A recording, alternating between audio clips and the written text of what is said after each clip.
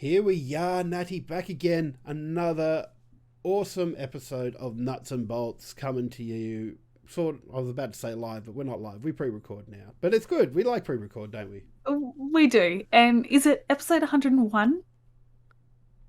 No, we only had 50 the other week. We're like 50. 51. Yeah. 51. I knew No, it was I think we're milestone. 50. Hang on. I got to look this up now because I thought it was like 53 or 4 now. Oh, no, well, ignore everything I just Yeah. said. And I'll just say hello. Yeah. Well, I mean, we didn't really celebrate our 50th episode other than getting Rusty from the LCO in for a chat. 53 we're at, episode 53. Yeah. I appreciate that a lot. Mm-hmm. Yes. But yes, we'll celebrate episode 53. Yay, 53. Woo. Congratulations. Well done, everybody.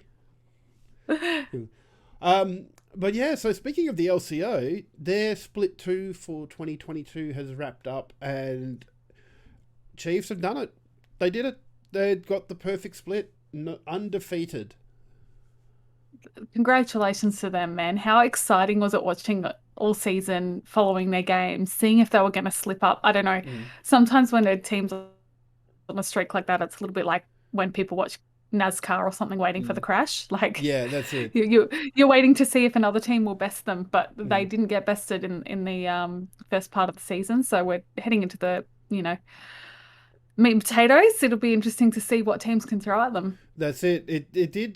Their last game though was a little bit scary. So they took on Kanga in the last game of their split last night, and it went to 40 minutes. So it wasn't a pushover by any means, but it also I did wonder when I was watching it, maybe it was like Chiefs just being doubly sure that they were getting it. And like, full credit to Kanga, they did the best they could. And I'm excited for them because they're playing playoffs. Yeah, which we were totally surprised by. They were, the underdogs that started showing real momentum and presence in the later half of the season, and it got them over the line, which is really exciting. Yeah, I'm super excited to see that breakup of because since the LCO came in, so this is the second year of the LCO. It's been Chiefs, Order, PGG, Peace, and who was the one I'm forgetting? Direwolves are there, and you could quite confidently say that those were the 5 teams that were going to make the split. But it makes it more exciting seeing Kanga up there, and Peace not making making playoffs.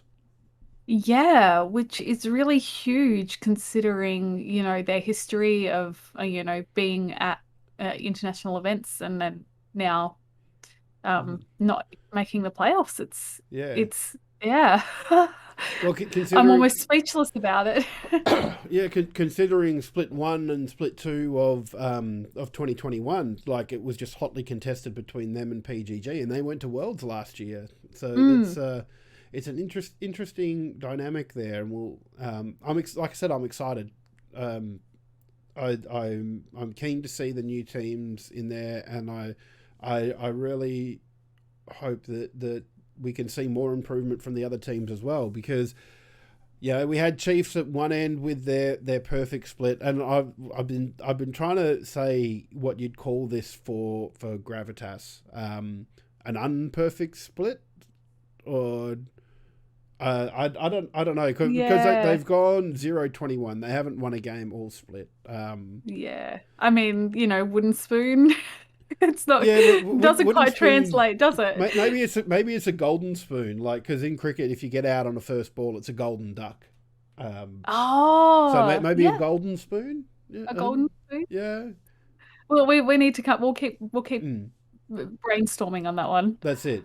But yeah, so either way, our standings are there now. Chiefs up the top, 21-0. Well done to them. Order coming in second, PGG third, Direwolves fourth, Kanga fifth, Peace sixth, Mammoth seventh, and Gravitas, in eighth there. So that's the end of the split, and we've got the start of our playoffs sorted there. So Chiefs get a week off.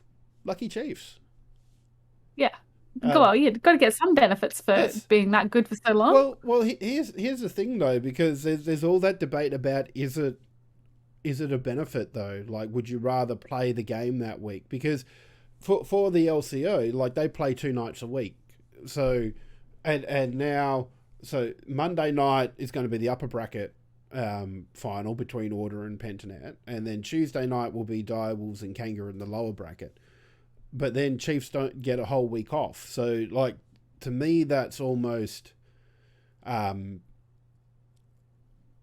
it's almost a taking your foot off the gas sort of thing. And Oh, that's interesting. I think that the real benefit probably comes more to the behind the scenes, the coaches, the game makers, because they have the opportunity to sit that whole night stress free, not worrying about their team, but watching the other teams, seeing their strategies, working out counters and those kinds of yeah, things. That's where I'd see the benefit, and where it is dangerous for a top team to potentially have time off to analyze all their opponents a little bit more closely than they might have the time to normally. But it's going to be exciting either way. And I must admit, I was sitting there last night watching because there was a chance for PGG to slip up into second because they have the head-to-head against Order. So if they'd finished on the same points, Pentanet would have ended up in second.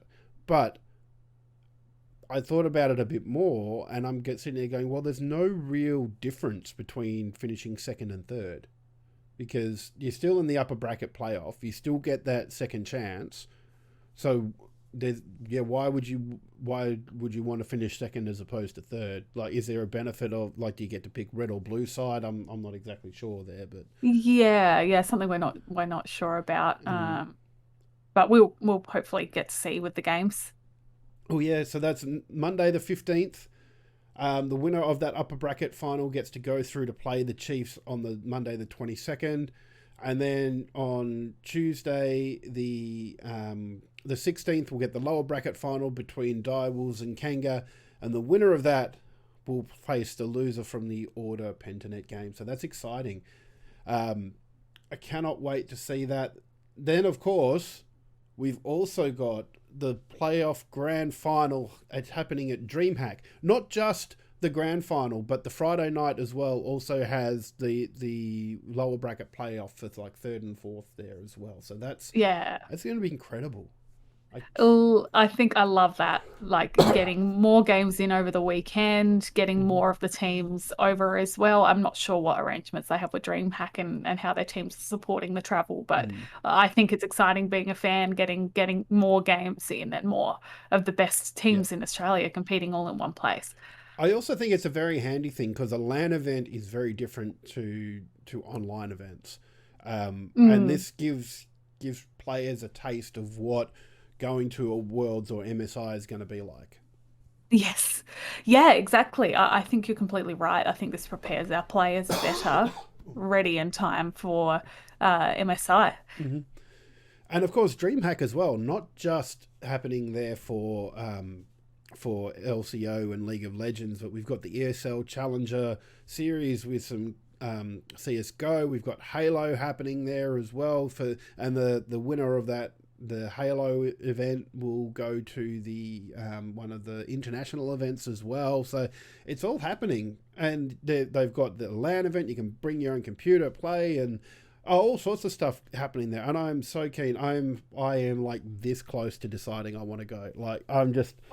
Yeah, what's it going to take for you to take that last little step and get your tickets and go? Well, if somebody could pay for my airfares, that would be really great. But Okay. no.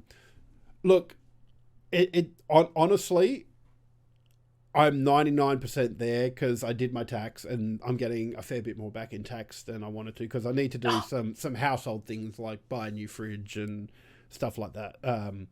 But I think there's going to be enough left over for me to do that. I just need to wait for my tax to come in. Hopefully that'll be next week or so, and maybe I'll be there. Maybe. Hey, that would be cool. I'd love to go, but the project that I'm working on has been delayed again, and I think Oh. just the syncing with the weeks now.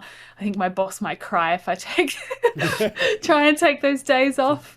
I'm going on holidays, but Sorry, esports is more important. well, but I might need to get that printed on like a business yeah, shirt as I es- walk out the door. that's it. Esports is Esports life. is life. Yeah, Yes.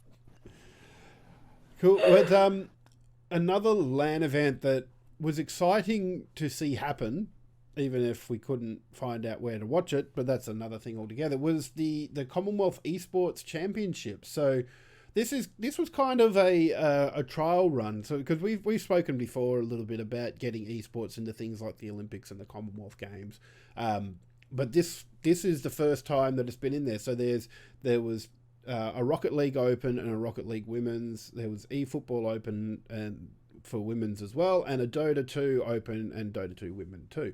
So while it was run at the same time as the Commonwealth Games, a little bit separate, so it had its own little medal count there, which I like. I like the idea that it's got its own little thing there. Although I do kind of would have liked as well if maybe it added to Australia's medal total, because I think during this Commonwealth Games we hit 1,000 gold medals over the course of however long we've been competing. So that would have been nice to have added some medals to that count as well.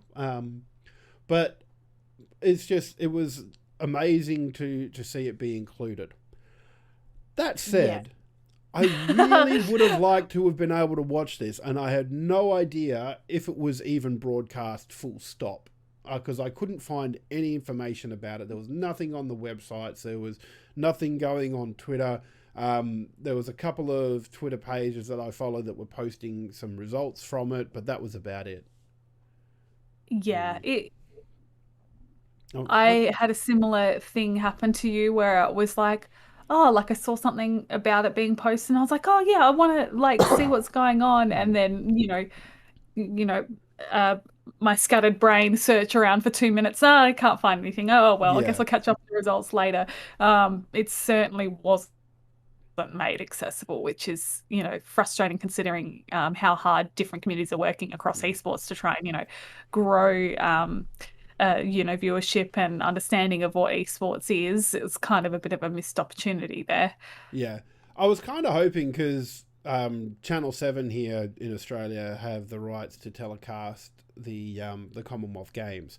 And I was kind of hoping that they might have been in with that. So I wasn't expecting like a TV broadcast, but through their online service of 7 Plus, like you could just go and watch the games and whatnot. And I was kind of hoping that might have been on there, but it wasn't. But either way, congratulations to the teams that took away medals. Australia, for us, we had 2 bronze medals, one in the Rocket League Women's and the Rocket League Open as well. So, which is a little bit interesting to me. Like, I must admit, I don't know a lot about like the eFootball game or Dota 2, and how big or not big they are in Australia. But it was really good to see us getting the wins there. Well, the bronze medals for those 2 Rocket League events. Malaysia did really well. They took away the eFootball Open, Dota 2 Open, and Dota 2 Women gold medals. And England had the Rocket League Women's. Wales had the Rocket League Open for gold, and also Northern Ireland with eFootball for women as well. So that's really cool, and I think it's a good taster to try and get through it all. But I am a little bit worried that the lack of coverage might be seen as not a success. And my fear is that it wasn't through lack of trying that people were trying to watch this. It just we couldn't find where it was being telecast. Yeah, yeah. I mean, we're about to go into some of the perspectives from people that were at the event, but certainly not being there and trying to get access to information. It was a challenge, and yeah, hopefully a lessons learned. I kind of like the idea that maybe this is just a little bit of a lead up and a run up, and we'll get better each time. Lessons learned, and Olympics again, like will be coming up, and maybe they'll do something similar, where the but next improve Commonwealth on. Games are, don't you? Oh, no. Victoria.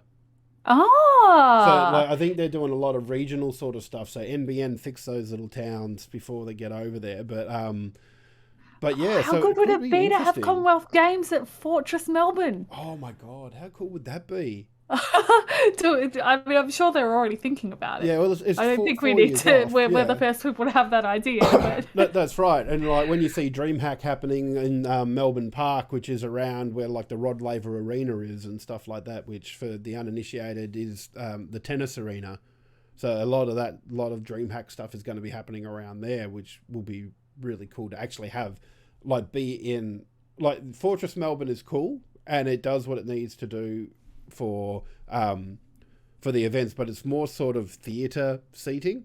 Um, which rather than and, stadium, yeah, I that's just right. worry that the other locations are probably going to be busy with other Commonwealth events. Like, Yeah, yeah. yeah, Um, but there was a tweet from a Welsh player, Di.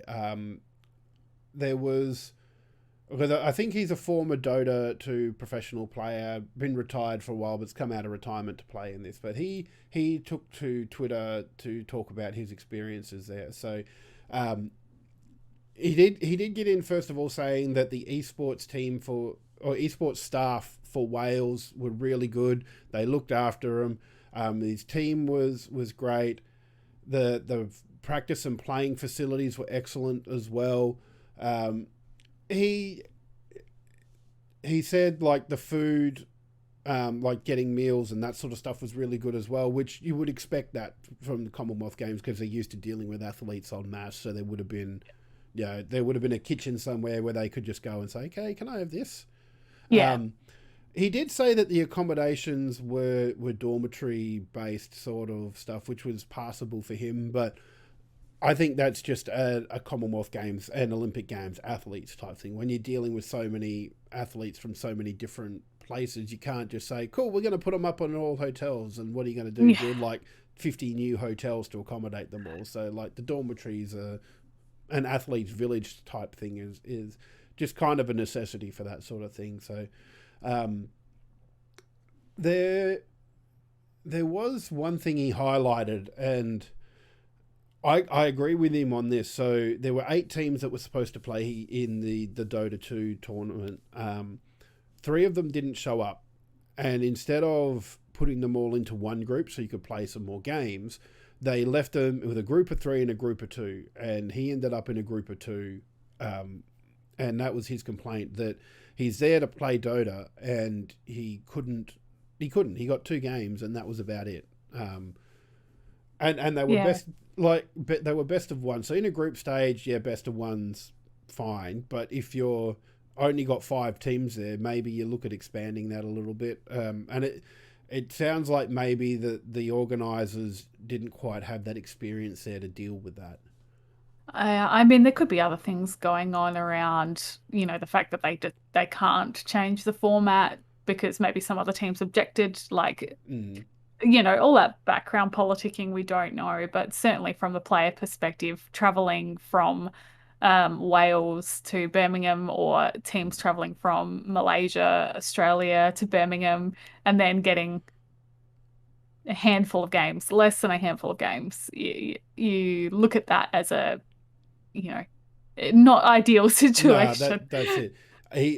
He did say in his tweet longer that he heard that the eFootball format changed halfway through from best of ones to best of threes, so it sounded like it could be done. So there was the flexibility there. Yeah, but you don't know how it was set up behind the scenes, and this is probably going to sound a little bit apologetic, because you don't know how it was set up behind the scenes. They may have had individual teams running the different events, and so it could have been that the eFootball organisers went, cool, we've got this now, let's reshape it a little bit, and the Dota 2 organisers decided not to do that. So,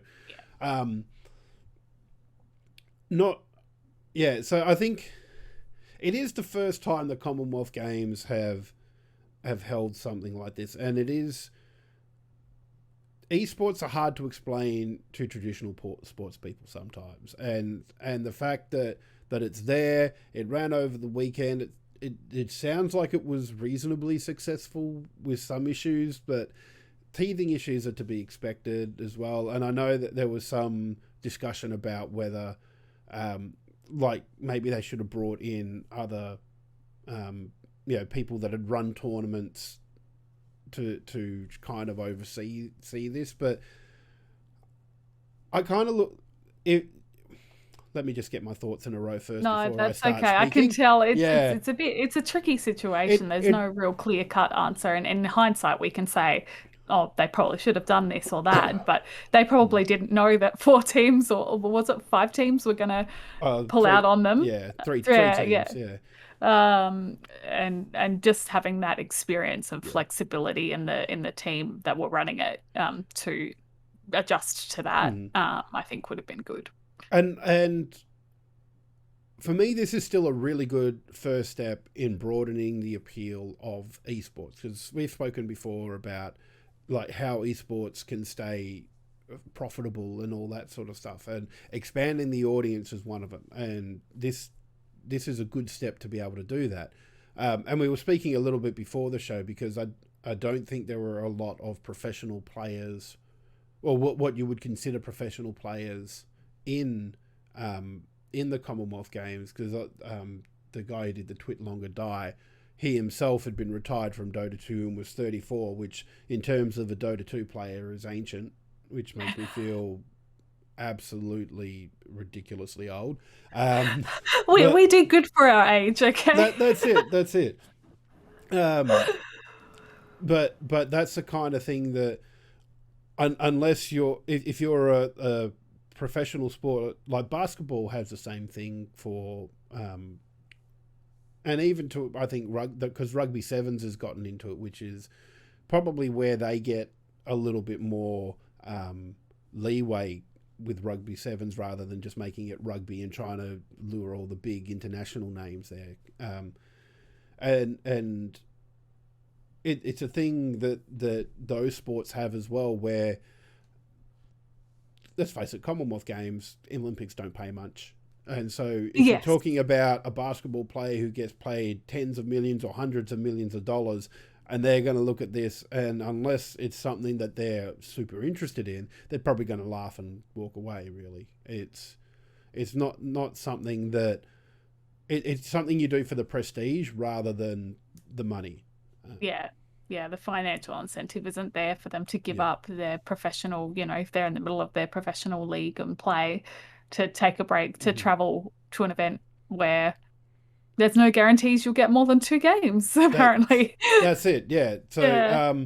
you can understand the lack of professional players there, and you might also understand some of the lack of, maybe not even lack, inexperience. The inexperience of maybe some of the teams behind the scenes as well. But that said, I'm excited. I hope that we continue to see esports at Olympics and at Commonwealth Games, because I think the more you can do this, the more you can, the more you broaden the appeal of it. And I think that they've chosen some pretty good esports there, with maybe the exception of Dota 2. Like, Dota 2's really popular, like, in the esports scene, but it's also a little bit complex, and maybe that's what they were going for. Maybe they said, we've got Rocket League, which is soccer with cars, that's really easy to understand. We've got eFootball, which is soccer, that's easy to understand, and let's just throw in Dota and hope that people might stick around, might watch that, even if it's a little bit more complex to the layman, Yeah, I think it was a good spread, because you've got traditional esports represented with Dota, as well as those bridging esports as well. So I liked that, because then somebody like me, who's probably a bit more interested in the Dota or the Rocket League, might get exposed to the football and go, maybe I should start watching football. Like, Yeah. it can work both ways. But yes, but that was the Commonwealth Games there, and I think I did quickly mention it, but congratulations to Malaysia for taking home 3 gold medals. Considering there was only 6 events, that's a pretty good strike rate, I reckon, for them. Very good for them. So congratulations there. So moving on, over the weekend, I actually tried to watch a little bit of this, but generally when it comes to esports that I don't have a firm grasp on, it's something I put on in the background. But there was the OCS league for Rainbow Six Siege going on. So I've got some footage here. So let's get this footage up and just have a quick look. Proven to be a valuable pickup for the Knights, but well, the kills continue to go back and forth. Only a minute down, Worms found a kill and been traded back. Josh now looking for one once again, and he does. That's Chikenna out. It's now a 1v4 in the final round of the OCS. The Knights. This is looking like a bit of a stomp as well, because you can see the Knights won that like 7-0 in 7 rounds to 0 in that. That's crazy. That is a ridiculous scoreline happening right there. And I do kind of wonder, because I think listening to what was going on, there was kind of talk that the Chiefs and the Knights were probably the 2 teams to watch. And looking at the results, Knights beat the Chiefs 2-0. So I'm guess best of, because I think they're best of 13. I think in normal, so that the 2-0 would have been 2 best of 13 series. Yeah. No, it does look like Knights really took charge through that event and ended up on top, which they deserve it. You know, yeah. Exactly. If you're gonna looking at the results here, so as part of the tournament, they've had a 7-0 win, a 7-5 win. I do remember that against Kraken Esports, because I do remember watching part of that, and like Kraken were just playing out of their minds there. They were just ready but didn't quite get there, because I think the previous game one of their players had like a 20 kill count or something like that, but that particular player couldn't quite fire, so Knights ended up taking that one out 7-5, and I'm trying to see if I can see, here we go, the exact results. So it was a 7-1, 7-1 for the Knights against the Chiefs. So that's a very dominant display there, considering that these were supposed to be the 2 teams to watch.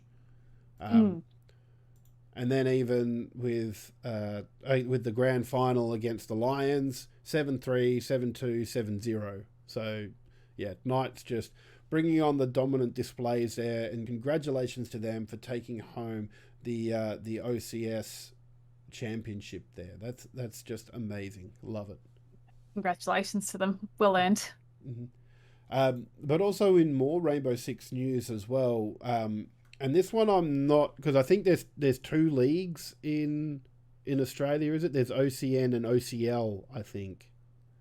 Yes, I have tried a few times. At the beginning of the season, Rainbow Six actually normally do a quick video talking about their different leagues, because they do have a strong grassroots investment, so and promotion between leagues. So yes, you've got the OCS and the OCN. Yeah. So and there was news coming out from the OCN League. Ground Zero are parting ways with their Rainbow Six roster, so that's a little sad. I hope that they can find a home somewhere and continue playing as well. Yeah, it'd be interesting to see if they get picked up by one of the other major orgs, or if it was this time maybe they were, the individual members were looking to retire or something like that. We'll hopefully find a little bit more about that as events unfold. Yep, that's it. And sometimes it happens, like especially because a lot of esports, especially grassroots esports, you still need a job to support yourself as well. So could be that maybe some of these players were just ready to move on. They needed a break, and that's fine too, because you've got to look after your mental health and make sure that everything's going okay. Absolutely. Cool. So moving on, I might let you talk about this one, Natty, because you're always really super keen with the TFT stuff. So let's have a chat about the Challenger Series that happened over the weekend. Yeah, so at the moment we're working through the Dragonlands series, so that's set 7 for TFT this competitive season, and we had an event over the weekend, which was an opportunity for more players to qualify for the upcoming mid-set invitational, and something unfortunate really happened for one of our region's favorite children. I call him a child only because he slept in Oh at the no! event. Oh no! It was interesting because I missed the beginning of the event and I noticed the player wasn't there, and you actually messaged me in our Discord just saying like, "Oh, it's just not there. What's going on?" To the point where they had a command set up in Twitch chat to respond to people. Esha's not here. Deal with it. Yeah. Yeah, this player's filling in. We don't know what's going on. But it was hilarious right at the end of the stream. Esha jumped in chat and just said, I overslept, guys. Sorry. And later on that day, apparently he slept through 13 alarms on his phone.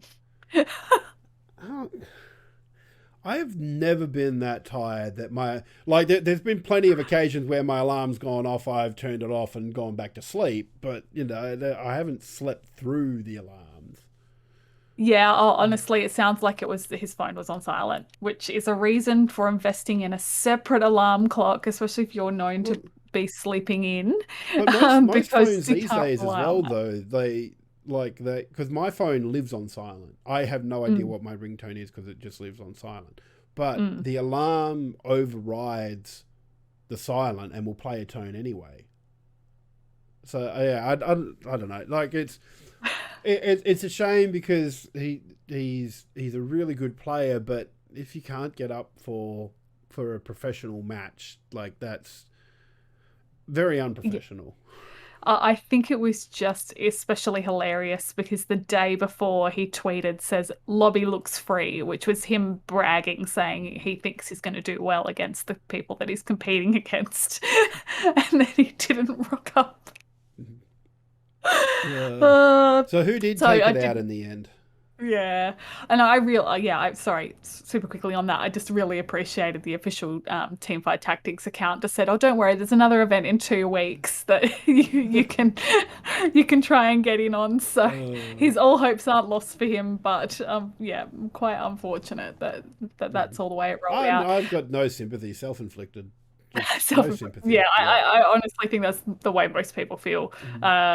Here's me, the nurse in me, though. Like, is there actually something wrong with him? Does he have sleep apnea? Like, because this tournament wasn't at 9 a.m. in the morning either. It was in the afternoon. So, anyway, we'll move on. Don't speculate on players' health. So TXC ended up taking out the tournament, and we had Angora, Nicola, who was the fill-in for Escher, and Omni taking out the top 4 places. Now, Nicola, because they were just filling in for Escher, they didn't qualify to continue on, and I'm not 100% sure, but I'm pretty sure that Omni already has a spot in the finals coming up. So it ended up being that TXC, Angora, Ubo, and Kahiti end up going through to the next round, awesome. next event.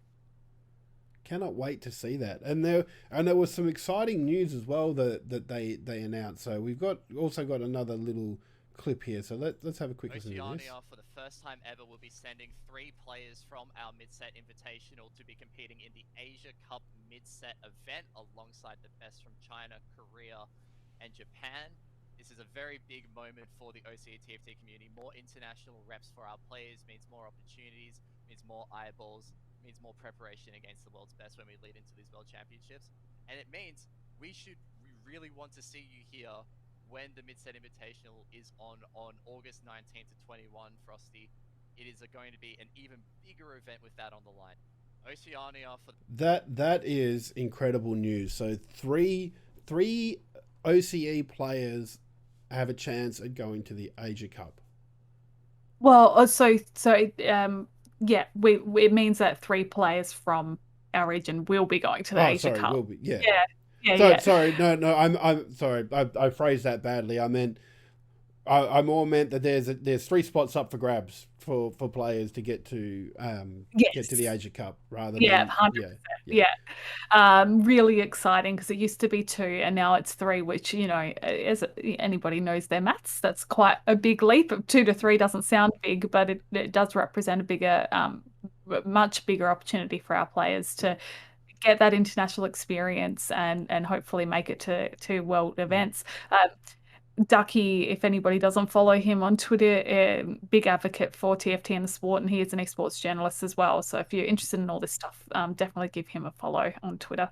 Yeah, it's his Twitter handle DVCKY _ because I'm assuming Ducky was probably already taken. It's a I mistakenly said Davaki once. The Wookie. Sounds like, I feel like an old ostentatious stand-up thing coming. Like he used to always say things like "divid" instead of DVD. I've got a problem with divid. Yeah. Would just say the acronyms or Hadumi. Yeah. But no, I think that's fabulous, and I still need to give shout outs to Order.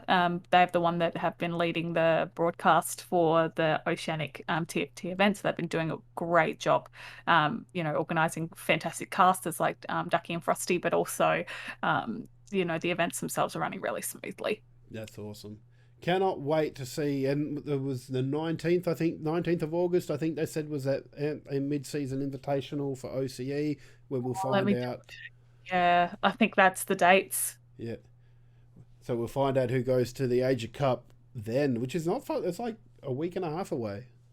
Yeah, I've actually really been excited this season because, they had the event on the 9th and 10th. Like, there was a couple of events in July. There was this weekend's event, and there's a leaderboard snapshot, and then another event. So, like, each month has got a couple of events happening, which is cool. It's nice to see for local esports, especially for somebody like me who's really into TFT, that every couple of weekends I've got my viewing sorted.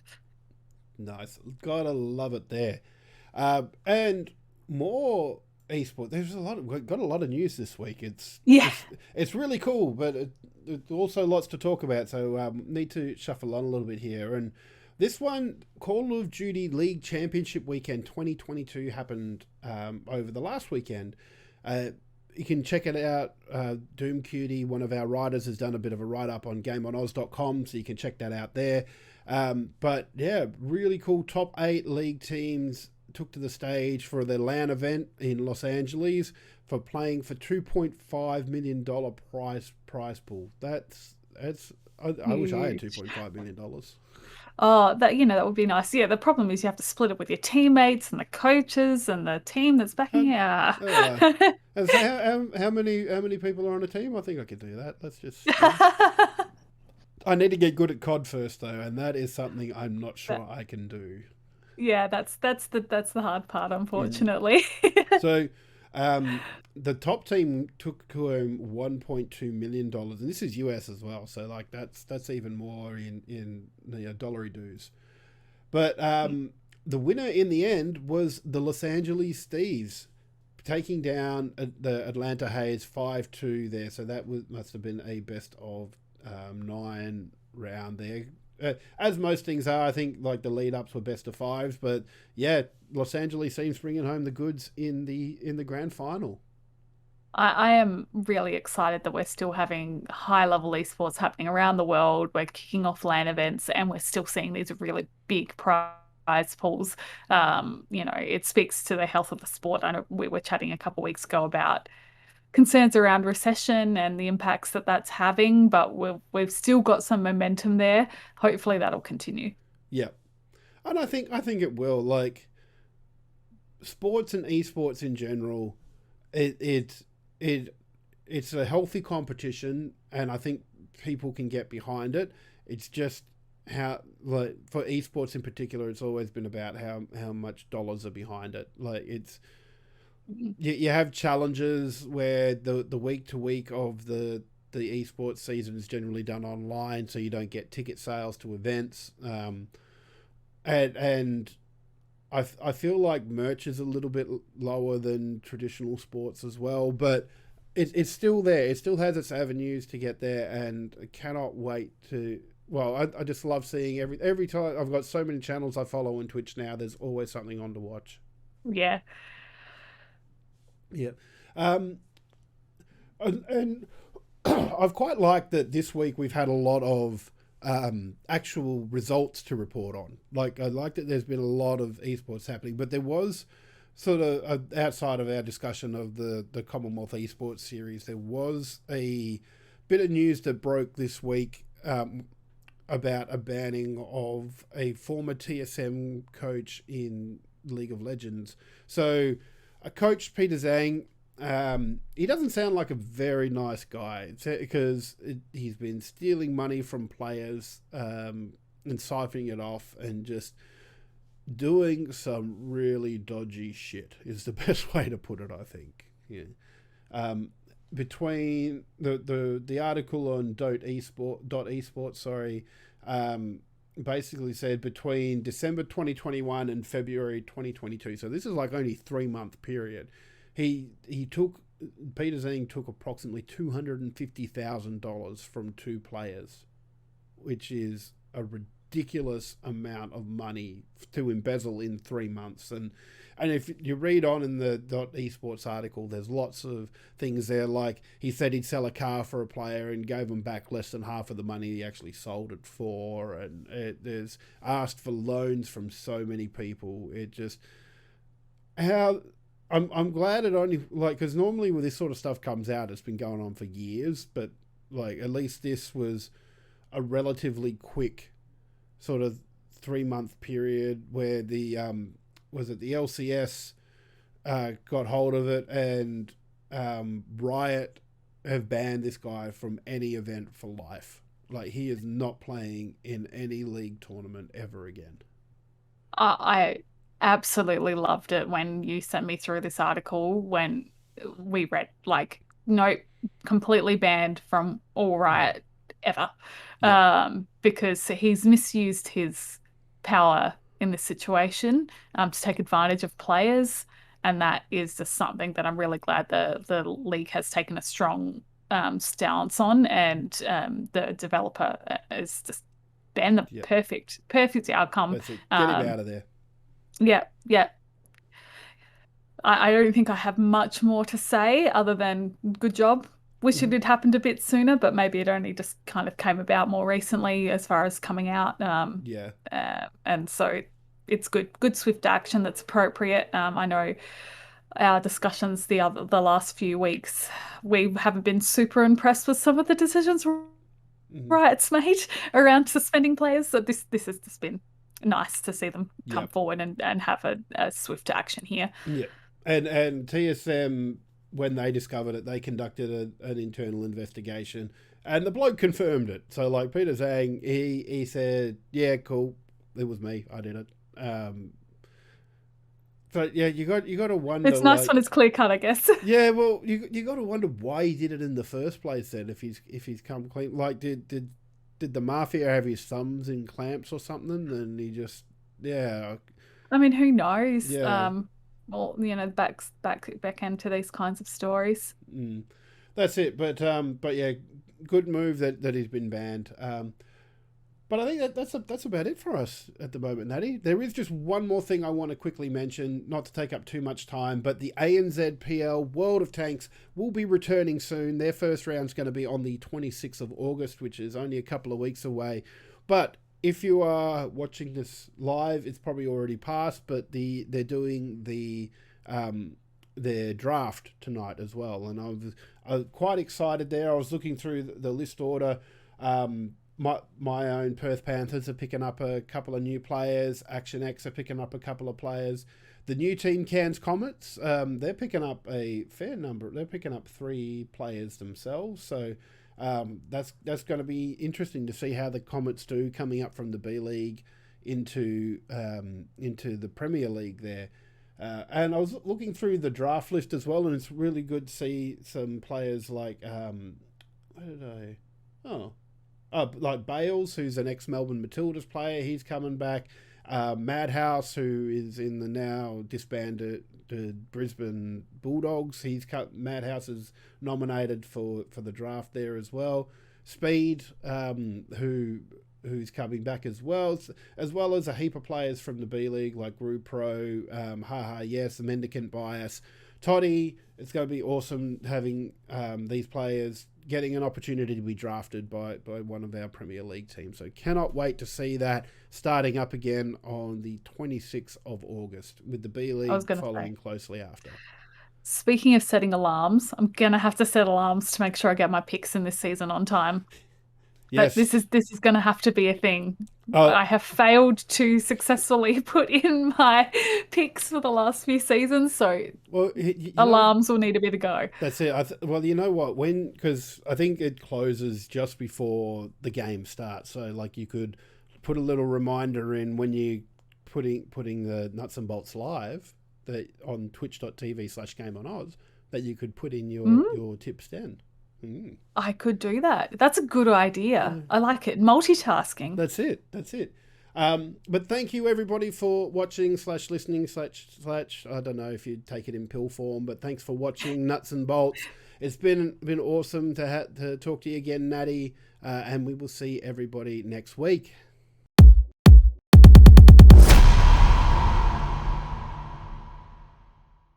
Thank you so much for stopping by to watch this video. If you like what you've seen, why not check out this video here? Or if you really like us, drop us a subscribe. And don't forget to like and comment as well. Thanks, and we'll see you next time.